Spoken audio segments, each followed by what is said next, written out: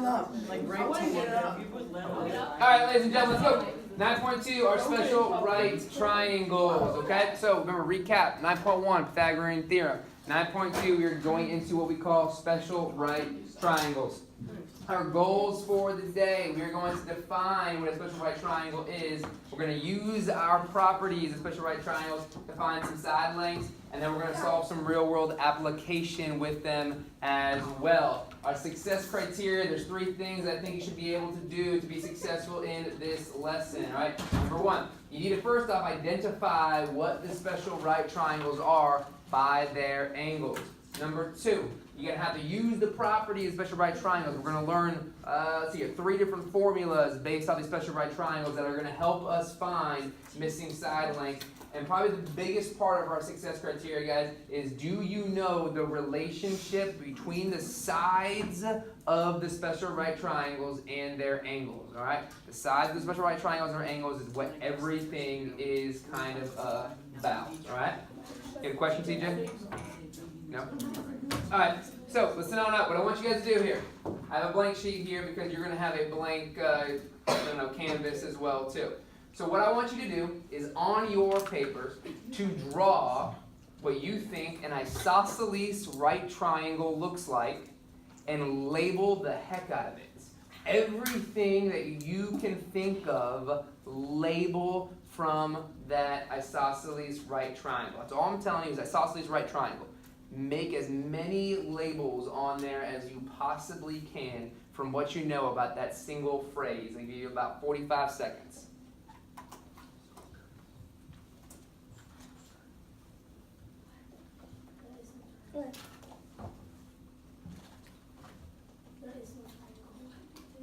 You're right, there is no triangle. I'm telling you to draw an isosceles right triangle and label it everything that you can think of. Okay.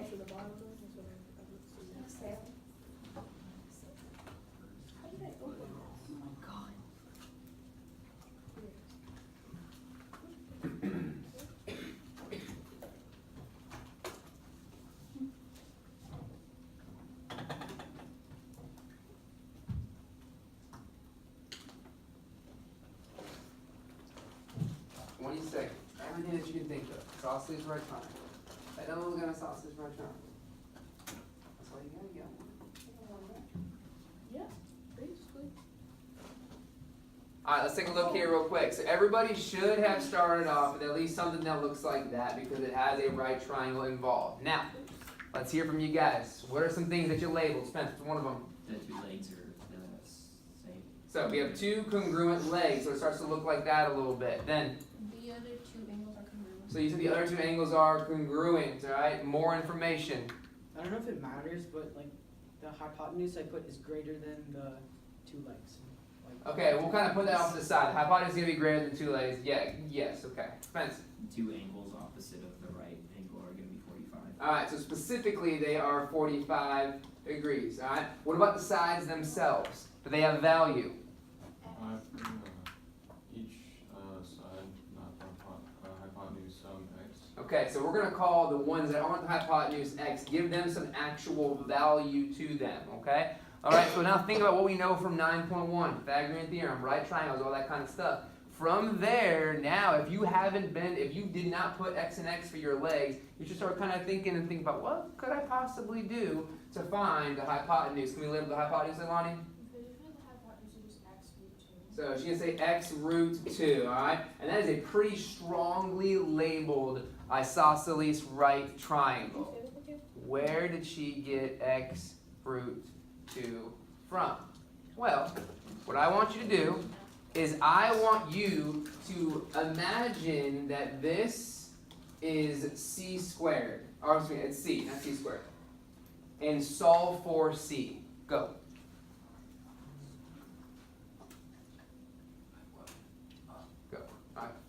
Question? Okay, so if one angle, if the bottom angle would be like 50 degrees and the top angle would be 40 degrees, would that mean one of the legs would be like x root 3? No, that's for 36. Hang tight. Oh, that makes sense. 3, 2, and 1. Alright, like I said, said, your goal was to solve for C. All right, well, think about it. A and B just happen to be the same thing in this case.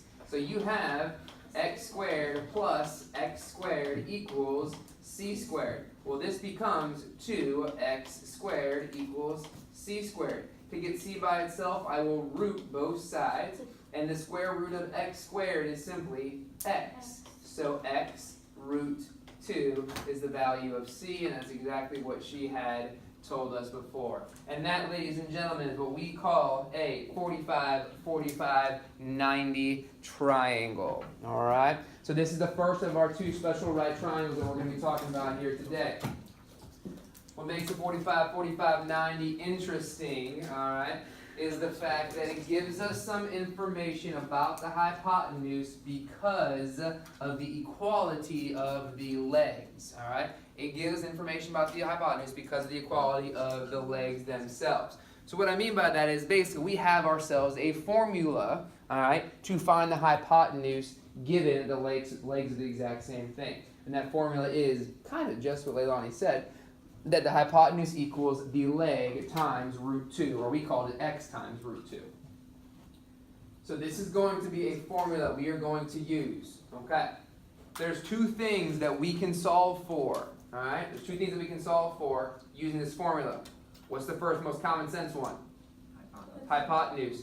But we can also use it to find the what? The leg, if we know the hypotenuse, okay? So there's two things that we can solve for here. So I don't want you to think this formula is only used to find the hypotenuse. It can go both ways when we're doing that kind of stuff as well. All right? So 45, 45, 90. We're going to start off pretty basic with a couple examples here. Kind of hang tight through elementary Title 1s, and we're going to have a couple good word problems as we get closer to the end of the day. All right? So 45, 45, 90. Give us our hypotenuse equals leg times root 2. Let's take a look at an example here. So we have find the value of x, write your answers in simplest form. So first and foremost, you need to be able to identify hypotenuse versus leg, all right? Remind me one more time. How do I know where the hypotenuse is? Longest side or? Across from what? The right angle. Okay, so let's take a look here. X is obviously going to be across from our 90, so that's going to be our hypotenuse. So what I like to do when I start these off, and if you're not comfortable with these yet, I highly suggest doing this as well too. I'll start it off and I'll write hypotenuse equals leg times root 2. And from there, I will start throwing in the information that I know from the diagram. I know the hypotenuse is x. I know a leg happens to be 8. Well, boom, in that case, I didn't have to solve for anything. I just had to understand where the placement was for these particular things, okay? So I like starting off by putting the hypotenuse equals leg root 2. And you'll see the same thing when we get into our another 30, 60, 90 as well. I like to do that when I kind of get some things started on off. Helps us get a little more comfortable with it as well. Question? Is simplest form and root form the best? Root form. I like root form, guys. Remember why I like root form? Because root form is the exact value. When you start rounding decimals, all right, that ends up not being an exact value. It's an approximation. So make sure that you're understanding that difference in there, okay? When it comes to multiple choice, I mean, let's read the directions and read the multiple choice answers. Sometimes it might be in root, sometimes it might be to the nearest 100th or 10th value or 10th place, depending on what it is. So just make sure that you're on the lookout for those. For me personally, if it's a free response question and I'm grading it, I like simplest root form, all right? Because that's the exact value, not the approximation, okay? All right, for part B here, once again, let's just kind of get in the habit of hypotenuse equals leg root 2. You don't have to do this forever, but I think if you're just kind of getting into the swing of things and this is not coming as easy to you, I suggest doing this to start off with. And think about what you know. All right, 90-degree angle across from the 90 is my 5 root 2. There's my 5 root 2. Here we have our leg multiplied by square root of 2. Well, the square, or the leg in this case, actually is x. So I have x times root 2 is equal to 5 root 2. Well, I need to get rid of the root 2. How do I get rid of the root 2? Something easier. What's going on between x and root 2? 5 root 2. Okay, well, so back up. We'll answer the question. What's going on between x and root 2? Multiplying. So you would divide it then in the end. The reason why I want to divide this, guys, is because when you divide by the square root of 2, that's going to cancel. Divide by the square root of 2, that's going to cancel. And then you have x equals 5. when it's all said and done, okay? If you start multiplying by the square root of 2, well then you leave yourself with another extra step to divide by 2 in the end, so just kind of be cautious on that, okay? All right, guys, you have 2 minutes. Do numbers 1 and 2 on this slide. Numbers 1 and 2.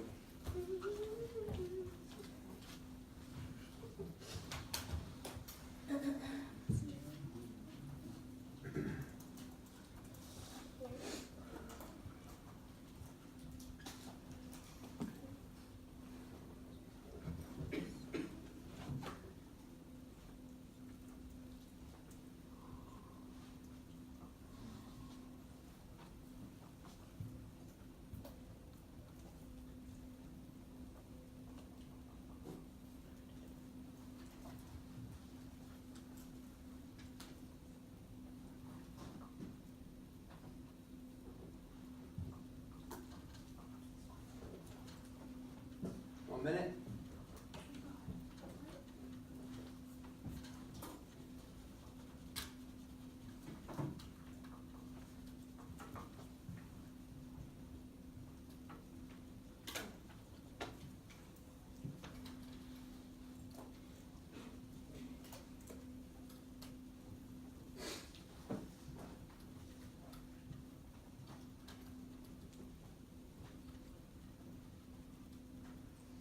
All right, guys, do me a favor. I want you to make 30 seconds. Compare within your group, and let me kind of cue you a little bit here. I want to make sure that you guys are comparing and seeing if you guys possibly came up with different ways to solve the problem. Maybe not. Maybe you did. All right, but double check on that and see if there's other ways to do it other than just the one way that you may have done it. All right, 30 seconds. Compare. Go. So, Good. there's 2 ways. The first one, 2 times root 2 times root 1 is 2. Substitute squares cancel. Wait, no, it's 2. If the legs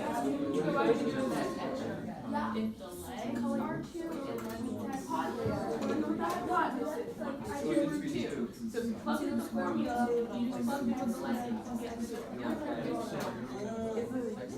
that way before, and then you should plug it in. So you know the legs are in the hypotenuse formula, then it's obviously 2. 3, 2, But that's so extra. and 1. All right, let's kind of see if we're all on the same page here. If not, we'll go over them if we need to. But if not, then we're just going to rock right through. Number 1, Nick, what'd you get? 2. X equals 2. Raise your hand if you're on board with x equaling 2 for number 1.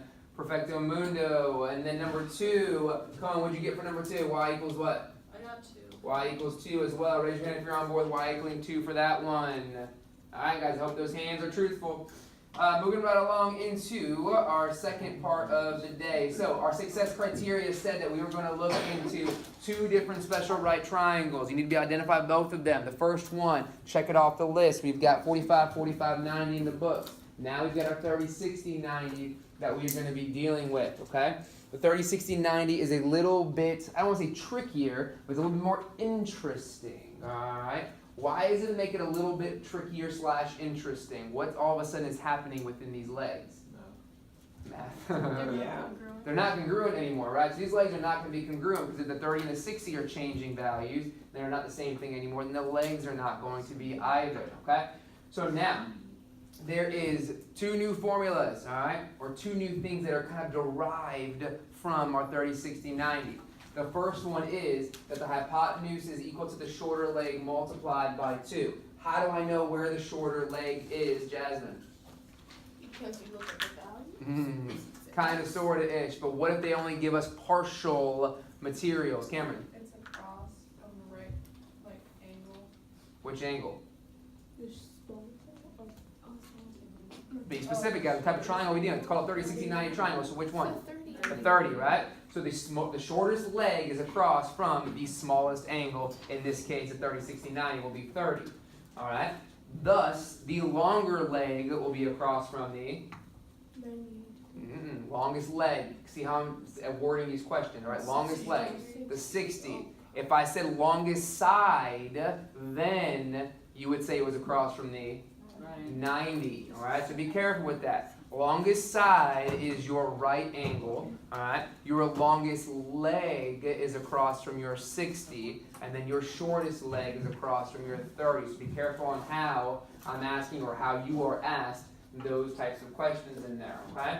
So our hypotenuse equals the shorter leg times 2, and then also the longer leg is equal to the shorter leg times the root 3 that some of you guys are starting to bring up a little bit here. So let's think about this for a second, okay? You can solve a bunch of different things using these 4, all right? Right off the bat, using our first formula, hypotenuse equals shorter leg times 2, you can, common sense tells you, use it to solve for what?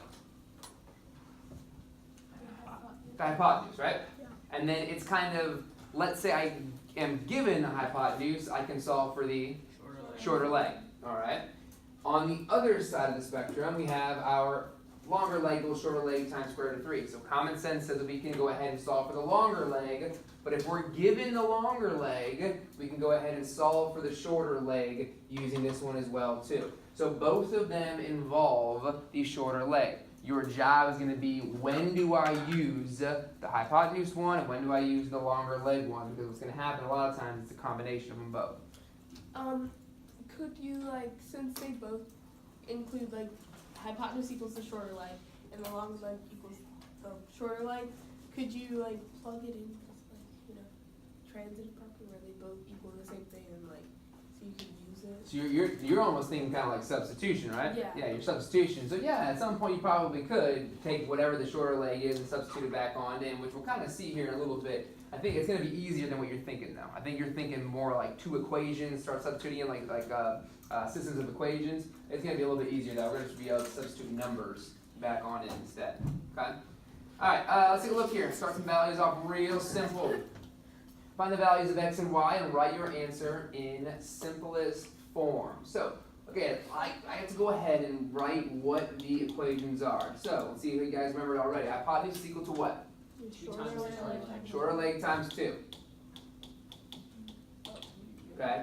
Longer is equal to what? Shorter leg times root 3. Shorter times root 3. Alright, so those are our 2 things so far. Now let's think about what we have and what we are given here. So if I'm saying my hypotenuse is times the shorter times 2, that is y, because it's across from the 90, equal to the shorter across from the 30, well that's just x, and then times 2. Why is this a problem? Why has this caused some issues? 2 variables. This makes it a very challenging solution to solve for. So instead, maybe the longer equals shorter root 3 is going to be easier for it. So the longer in this case across from 60 is 9, and that's equal to shorter, which we said was x times root 3. Now, single variable, I can solve for x. Divide by root 3. What is that number? What? Right. Oh, this is 9, sorry. Oh. Divide through by root 3, divide through by root 3. X equals 9 root 3. Why is that an issue? Because you can't have a root in the denominator. Cannot have a root in the denominator. So instead we do what? What is the entire process called? Give me the good, proper mathematical name. Oh, is it called rational expressions? It's definitely not. I literally just took that test. Like, Ours, right? Isn't it multiplying with the conjugate? It's a different thing. oh, I don't literally know the just name. did that. I did it in 6th period. Rationalizing the denominator. Alright? So you were pretty close. So, to do so, we will multiply by the square root of 3 on the top and the bottom, and we'll get 9 square root 3. What happens when I multiply a root by itself? It's 3. the same thing. So it's whatever's on the inside, and then 9 cancels there, and then we get 3. I just got my whole root test wrong. 3. You can do that? What? You can like simplify like that? You have to simplify that. You just got my whole test wrong. Okay. Alright, so that is the value of our shorter side. So let's go ahead and throw that back in. 3 root 3. Now I have a value for x in this case. So I can say that y equals 3 root 3 multiplied by 2. When I multiply 3 root 3 and 2, which numbers am I going to be multiplying? 3 and 2 on Okay, the outside. which 3? Exactly. The outside 3 and the 2. Do not make this 6 root 6, I beg of you. It's just 6 root 3, okay? 6 root 3. Wait. So there's using both of our thinking about, what am I thinking of? Formulas in it. All right, ladies and gentlemen, you have 3 minutes to solve for 5, 6, and 7. Go.